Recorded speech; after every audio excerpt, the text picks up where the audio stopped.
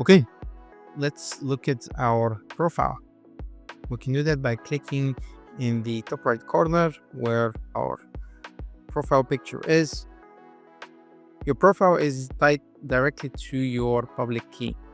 Your Pubky ID is your anchor, resolvable through PKDNS or PKARR and the DHT lookups. Right now, I can change my status, for example, say I'm available right now. You can click and copy the public key that I already mentioned.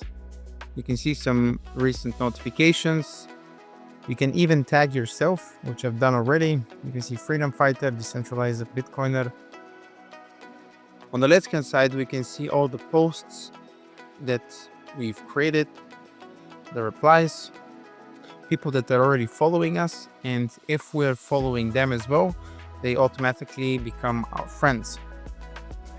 I can even go ahead and click on edit and change something about my profile, the description. I can add more links if I want, and I can adjust my profile picture. And you can see the links that I've already included in here are clickable, and if I want to add any feedback or report something, I can do that via this tab here. And on the right bottom hand side, you can see if you want to create a post, you can just click on this and create a post from here.